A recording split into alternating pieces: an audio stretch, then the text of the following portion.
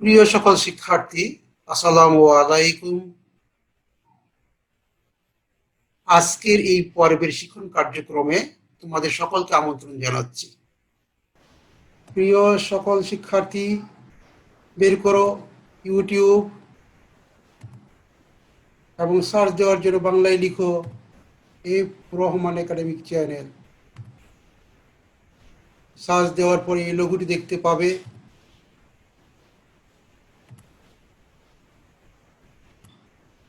সর্বশেষে এই লোগোটির উপর ক্লিক করে আমার চ্যানেলটি দেখতে পাবে এবং তা থেকে তোমার প্রয়োজনীয় ভিডিওটি বেছে নাও। প্রিয় সকল শিক্ষার্থী, ভিডিও দেখার পর আমার চ্যানেলটি সাবস্ক্রাইব করে নেবে। এটি পরবর্তী ভিডিও তৈরিতে আমাকে অনুপ্রাণিত করবে।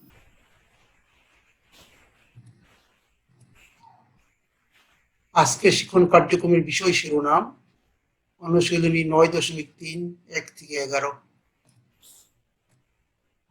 শিক্ষণ ফল।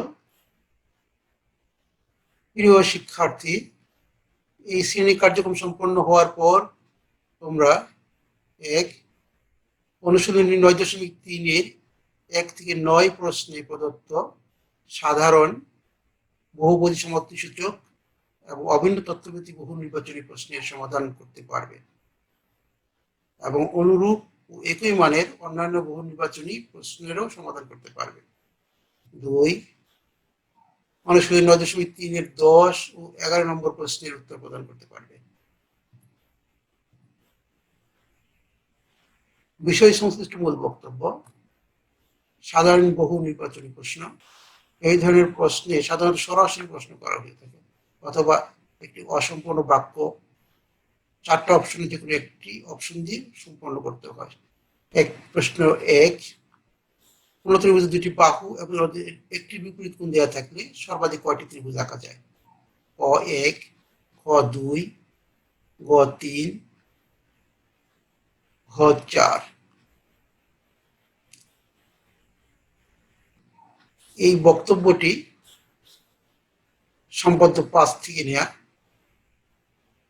তোমরা জানো তোমাদের বইতে একটি সম্পাদ্য আছে যেখানে 2টি ত্রিভুজ অঙ্কন করা যায়, আর অন্য সকল সম্পাদ্যের ক্ষেত্রে একটি করে ত্রিভুজ অঙ্কন করা যায়।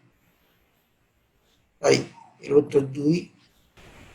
প্রশ্ন 2, কোন ক্ষেত্রে ত্রিভুজ আঁকা সম্ভব যখন 3টি বাহুর দৈর্ঘ্য ক 1 সেন্টিমিটার, 2 সেন্টিমিটার, 3 সেন্টিমিটার, খ 3 সেন্টিমিটার, 4 সেন্টিমিটার, 5 সেন্টিমিটার, গ 2 সেন্টিমিটার, 4 সেন্টিমিটার, 6 সেন্টিমিটার এবং ঘ 3 সেন্টিমিটার, 4 সেন্টিমিটার এবং 7 সেন্টিমিটার। আমরা জানি ত্রিভুজের যে কোনো 2টি বাহুর দৈর্ঘ্যের সমষ্টি আর তৃতীয় বাহুর দৈর্ঘ্যের চেয়ে বৃহত্তর। তাহলে এই শর্তটি যদি আমরা কতে দেখি, 1 সেন্টিমিটার এবং 2 সেন্টিমিটার 3 সেন্টিমিটার হয়, যা তৃতীয় বাহুর দৈর্ঘ্যের সমান। তাহলে এই ক্ষেত্রে শর্তটি মানছে না। খ 3 সেন্টিমিটার এবং 4 সেন্টিমিটার যোগ করলে 9 সেন্টিমিটার হয়, যা 5 সেন্টিমিটার চেয়ে বড়। 4 সেন্টিমিটার 5 সেন্টিমিটার যোগ 9 সেন্টিমিটার হয়, যা 3 সেন্টিমিটারের চেয়ে বড়। 5 সেন্টিমিটার এবং 3 সেন্টিমিটার যোগ করলে 8 সেন্টিমিটার হয়, যা 4 সেন্টিমিটারের চেয়ে বড়। দেখা যাচ্ছে যে শর্তটি মেনে চলছে ক্ষয়ের যে বাহুর দৈর্ঘ্যগুলো দেওয়া আছে। তাহলে আমাদের উত্তর খ। প্রশ্ন 3, ত্রিভুজের বাহু 3টি সমষ্টিকে কি বলে? তাহলে এমন প্রশ্ন তো হতে পারে চতুর্ভুজের বাহু 4টি সমষ্টিকে কি বলে, বা পঞ্চভুজের বাহু 5টি সমষ্টিকে কি বলে? প্রত্যেক ক্ষেত্রে উত্তর হবে পরিসীমা, কারণ পরিসীমার সংজ্ঞা হলো কোন বহুভুজের বাহুর সমষ্টিকে ওই বহুভুজের পরিসীমা বলে। কারণ বহুভুজটি ত্রিভুজ হয় তাহলে এটি ত্রিভুজের পরিসীমা হবে, বহুভুজ চতুর্ভুজ হয় এটি চতুর্ভুজের পরিসীমা হবে। চতুর্ভুজের মধ্যে আবার আছে বর্গ, সামান্তরিক, ট্রাপিজিয়াম, আয়তক্ষেত্র। এগুলো ক্ষেত্র যদি বিবেচনা করা হয়, যেমন বর্গের ক্ষেত্রে 4 বাহু সমষ্টিকে ওই বর্গক্ষেত্রের পরিসীমা বলে। একইভাবে পঞ্চভুজের 5 বাহুর সমষ্টিকে ওই পঞ্চভুজের পরিসীমা বলা হয়। আমাদের 3 নম্বর প্রশ্নের উত্তর হলো পরিসীমা। এবার প্রশ্ন 4, ত্রিভুজের অন্তস্থ কোণ কয়টি? ক একটি, খ দুইটি, গ তিনটি, ঘ চারটি।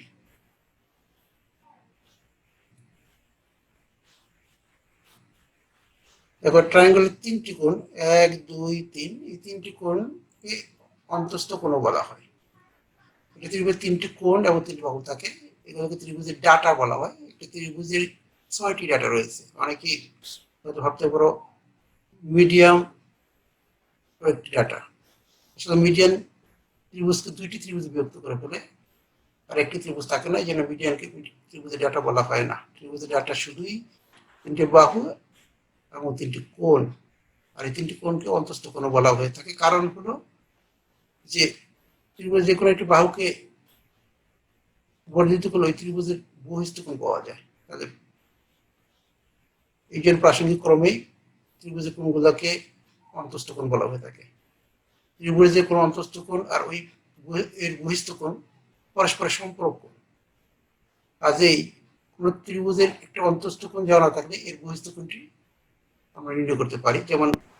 যেমন যদি বলা হয় কোনো ত্রিভুজের অন্তস্থ কোণ 60 ডিগ্রি হলে এর বহিস্থ কোণ কত, তাহলে 180 ডিগ্রি থেকে 60 ডিগ্রি বিয়োগ করলে পাওয়া যাবে 120 ডিগ্রি। তাহলে 60 ডিগ্রি অন্তস্থ কোণের বহিস্থ কোণ 120 ডিগ্রি। প্রশ্নটিকে অন্যভাবে করা যেতে পারে যে 60 ডিগ্রি কোণের সম্পূরক কোণের মান কত। একইভাবে আমরা 180 থেকে যদি 60 ডিগ্রি বিয়োগ করি তাহলে আমরা সম্পূরক কোণের মান পেয়ে যাব। যাই হোক, এখন প্রশ্ন যদি হয় ত্রিভুজের বহিস্থ কোণ কয়টি, বাহুকে বর্ধিত করলে দুটি বহিস্থ কোণ পাওয়া যায়। এই বাহুকে বর্ধিত করলে পেলাম দুটি বহিস্থ কোণ, আবার এই বাহুটিকে বর্ধিত করলে আরো দুটি বহিস্থ কোণ পেলাম, মোট 6টি বহিস্থ কোণ পাওয়া গেল। তাহলে ত্রিভুজের বহিস্থ কোণ কয়টি? 6টি।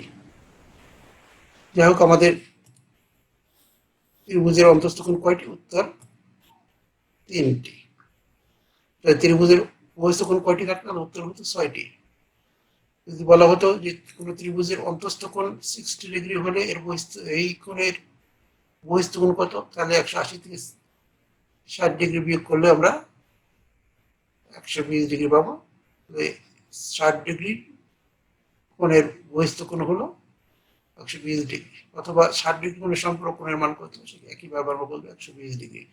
180 থেকে 60 ডিগ্রি বিয়োগ করে। 5 প্রশ্ন, সমত্রিভুজের প্রতিটি কোণ কত ডিগ্রি? উত্তর ক 30 ডিগ্রি, খ 45 ডিগ্রি, গ 60 ডিগ্রি, ঘ 90 ডিগ্রি। ত্রিভুজের তিন কোণের সমষ্টি 180 ডিগ্রি।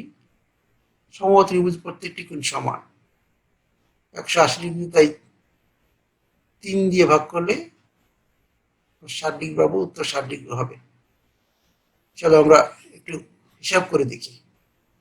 প্রতিটা কোণের মান আমরা x ডিগ্রি ধরি, তাহলে তিনটি কোণের সমষ্টি হবে x degree plus x degree plus x degree. এই তিন কোণের সমষ্টি হবে 180 ডিগ্রি। আমরা সমাধান করি একটু। 3 x degree equal to 180 degree, 3 দিয়ে ভাগ করে দিই, x ডিগ্রি হবে 180 ডিগ্রি বাই 3, তাহলে আমরা পাচ্ছি x ডিগ্রি সমান সমান 60 ডিগ্রি। উত্তর 60 ডিগ্রি। প্রশ্ন 6, একটি সমগ্র ত্রিভুজের একটি কোণ 60 ডিগ্রি হলে অপর কোণটি কত ডিগ্রি? ক 30 ডিগ্রি, খ 60 ডিগ্রি, গ 90 ডিগ্রি, ঘ 180 ডিগ্রি।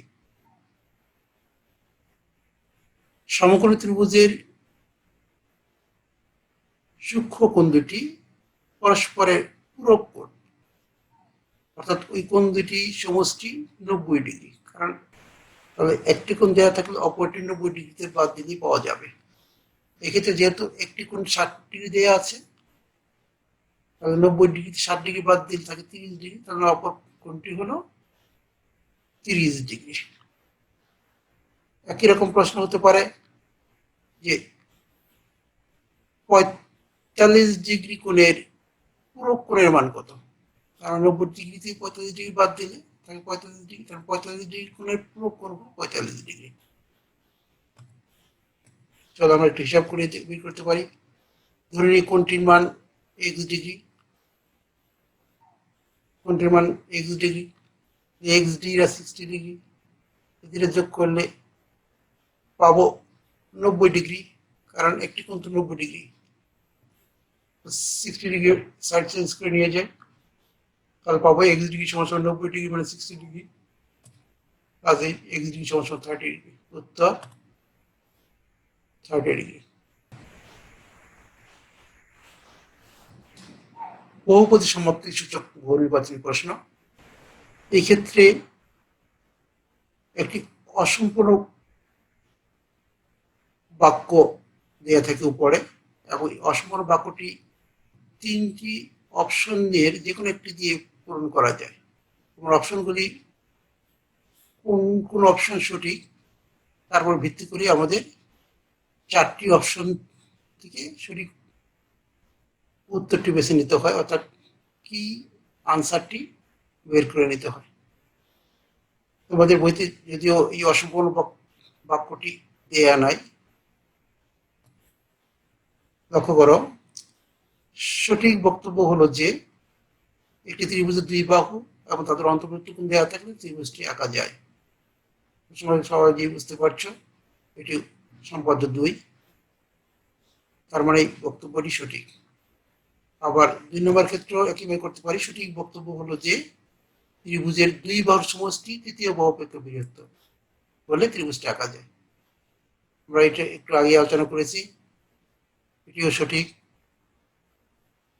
এবার 3 নম্বর, একইভাবে সঠিক বক্তব্য হলো যে কোন ত্রিভুজের একাধিক স্থূলক কোণ থাকতে পারে। লক্ষ্য করো, যদি কোনো ত্রিভুজে 2টি স্থূলক কোণ থাকে, যদি প্রতিটি স্থূলক কোণ 90 ডিগ্রির চেয়ে বড়, তো 2টি স্থূলক কোণ 180 ডিগ্রির চেয়ে বড় হবে। আর ত্রিভুজ 3 কোণের সমষ্টি 180 ডিগ্রি। যদি 2টি স্থূলক কোণ 180 ডিগ্রির চেয়ে বড় হয়, তার মানে ত্রিভুজ আঁকা সম্ভব নয়। তার মানে কোনো ত্রিভুজের একটির বেশি স্থূলক কোণ থাকতে পারে না, তাহলে এই অপশনটি সঠিক নয়। আর যদি 1 আর 2 সঠিক এবং তৃতীয় অপশনটি সঠিক নয়, তাহলে আমরা এই 4টি অপশন দেওয়া আছে এখান থেকে সঠিক উত্তরটা বেছে নিতে পারি, ক, 1 এবং 2। এক্ষেত্রে আর গুরুত্বপূর্ণ বিষয় যে যেহেতু কোন ত্রিভুজে একটি স্থূলক কোণ থাকতে পারে, একাধিক থাকতে পারে না, এর অর্থ দ্বারাই কোন ত্রিভুজে কমপক্ষে 2টি সূক্ষ্মকোণ থাকতে হবে। তার মানে ত্রিভুজে 2টি অথবা 3টি সূক্ষ্মকোণ থাকবে,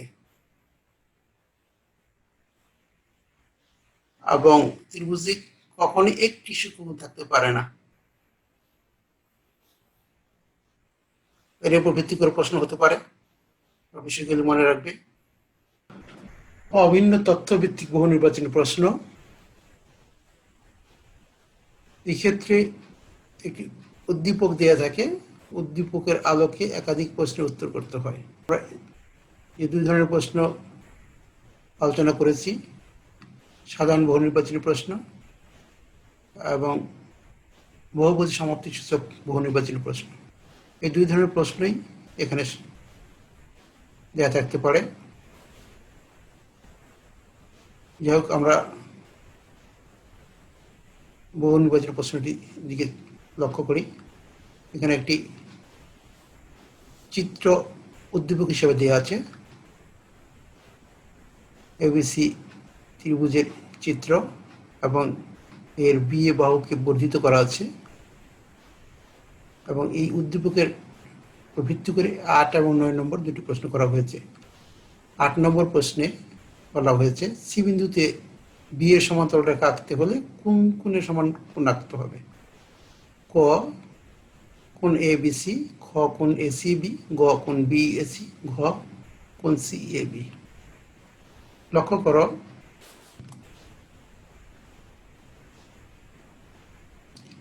আমরা সি বিন্দুতে যদি বি এর সমান্তরাল করে আঁকতে চাই, তাহলে আমরা এখানে একটা চাপ আঁকবো, এখানে একটা চাপ আঁকবো, তারপরে এই কোণের পরিমাপ করবো, করে একই মাপে এখানে নিব, তারপরে সি এবং বি এই পয়েন্ট অফ ইন্টারসেকশনকে যোগ করে দিয়ে সি বি আঁকে দেবো। অর্থাৎ এই কোণের সমান করে এখানে একটা কোণ এঁকেছি, ফলে সিই এ বি এ সমান্তরাল হয়েছে। উত্তরটা হবে কোণ বি এ সি কোণের সমান করে কোণ আঁকতে হবে। এই সমান্তরাল রেখাটি আঁকবো কারণ একান্ত কোণ অঙ্কন করে। কারণ ওকে হয়তো প্রশ্ন থাকতে পারে যে আমরা অনুরূপ কোণ তৈরি করেও তো সমান্তরাল রেখাটি আকাশ দিতে পারে। লক্ষ্য করো এই ক্ষেত্রে কিন্তু বিসি এর বর্ধিতাংশ দেয়া নেই, সেক্ষেত্রে অনুরূপ কোণ আলোচনা করা যাবে না। বিসি এর বর্ধিতাংশ দেয়া নাই যেহেতু, এই জন্য অনুরূপ কোণ ব্যবহার করা যাবে না, আমাদের একান্ত কোণই ব্যবহার করতে হবে। আর এই ক্ষেত্রে তাই উত্তরটি হলো কোণ বিএসি। 9 নম্বর প্রশ্ন, কোণ সিএডি এর সমান নিচের কোণটি? ক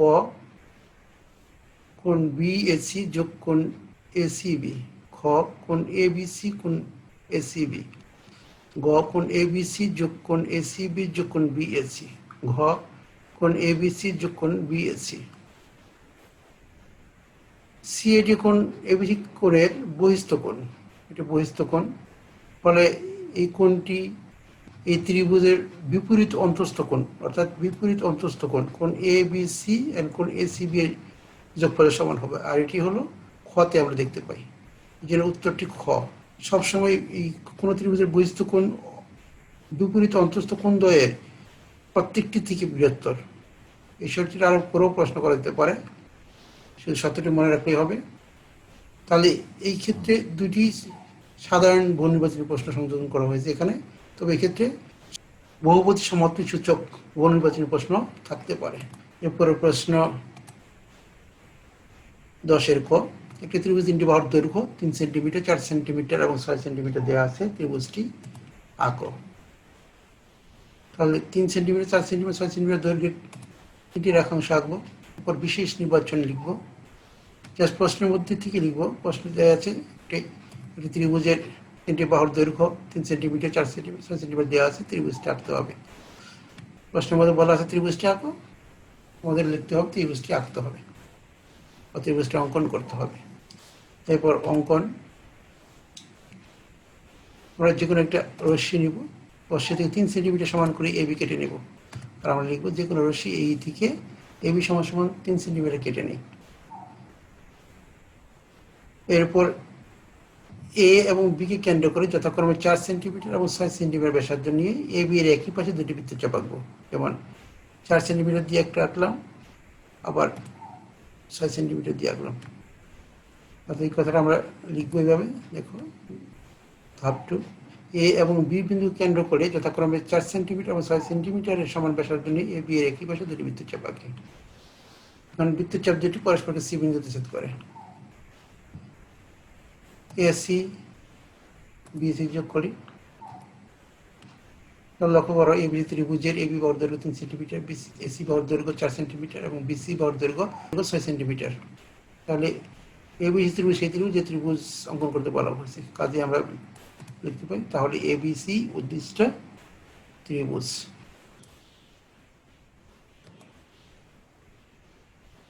11 খ, একটি ত্রিভুজের দুটি বাহু 3.8 সেন্টিমিটার, 4.7 সেন্টিমিটার ও এদের অন্তর্ভুক্ত কোণ 45 ডিগ্রি দেওয়া আছে, ত্রিভুজটি আঁকো। এই কারণে 3.8 সেন্টিমিটার ও 4.7 সেন্টিমিটার দৈর্ঘ্যের দুটি রেখাংশ এঁকেছি। এর সাথে 45 ডিগ্রি আঁকার জন্য আরেকটি রেখাংশ নিলাম। এই রেখাংশের এই বিন্দু কেন্দ্র করে অর্ধবৃত্ত নিয়ে একটু চাপ আঁকবো। তারপর এই বিন্দুকে কেন্দ্র করে একই ব্যাসার্ধে আরেকটি বৃত্তচাপ আঁকি। তারপর এই বিন্দুকে কেন্দ্র করে একই ব্যাসার্ধে আরেকটি বৃত্তচাপ আঁকি। এখন এই বিন্দু এবং এই বিন্দুকে কেন্দ্র করে একই ব্যাসার্ধে অথবা অন্য কোনো ব্যাসার্ধে আরো দুটি বৃত্তচাপ আঁকি। এই বৃত্তচাপ দুটি যেমন ছেদ করে এই বিন্দু ও এই বিন্দু বরাবর স্কেল ফেলে এই রেখাংশটি আঁকি। এখন এই বিন্দুকে কেন্দ্র করে এবং এই বিন্দুকে কেন্দ্র করে আরো দুটি বৃত্তচাপ আঁকি প্রয়োজনীয় ব্যাসার্ধ নিয়ে। ভিতরে যে বিন্দু ছেদ করে এই বিন্দু এবং এই বিন্দু যোগ করে 45 ডিগ্রি কোণ অঙ্কন করি। বিশেষ নির্বাচন। একটি ত্রিভুজ দুটি বাহু 3.8 সেন্টিমিটার 4.7 সেন্টিমিটার উভয়ের অন্তর্ভুক্ত কোণ 45 ডিগ্রি দেওয়া আছে। ত্রিভুজটা আঁকতে হবে, জাস্ট প্রশ্ন থেকে আমরা লিখতে পারি বিশেষ নির্বাচন। এরপর অঙ্কন, যে কোনো রশ্মি এই নেই, এই থেকে 3.8 সেন্টিমিটার সমান করে এবি কেটে নেই। ধাপ 1, যে কোনো রশ্মি এই থেকে এবি সমান 3.8 সেন্টিমিটার কেটে নেই। এরপর 4.7 সেন্টিমিটার কেটে নেওয়া যাবে না, তাই এই বিন্দুতে 45 ডিগ্রি কোণের সমান করে কোণ অঙ্কন করব। যেহেতু এই বিন্দুতে এই কোণের সমান করে একটি কোণ আঁকবো, একই ব্যাসার্ধের এরকম একটি চাপ এই বিন্দুকে কেন্দ্র করে আঁকবো। তারপরে এই বিন্দুকে কেন্দ্র করে কোণের পরিমাপ নেওয়ার জন্য এখানে একটা চাপ আঁকবো। ঠিক একই ব্যাসার্ধের এখানে এই বিন্দুকে কেন্দ্র করে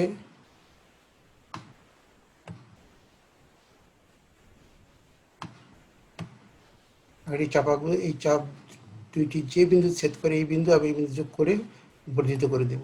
তাহলেই এই রেখার এই বিন্দুতে কোণ BAF সমান 45 ডিগ্রি অঙ্কিত হলো। দ্বিতীয় ধাপ হিসাবে আমরা লিখবো AB রেখাংশে এই বিন্দুতে কোণ BAF সমান 45 ডিগ্রি আঁকি। এরপর AF থেকে 4.7 সেন্টিমিটার সমান করে AC কেটে নিই। BC যোগ করি, তাহলে ABC ত্রিভুজের AB দৈর্ঘ্য 3.8 সেন্টিমিটার, AC দৈর্ঘ্য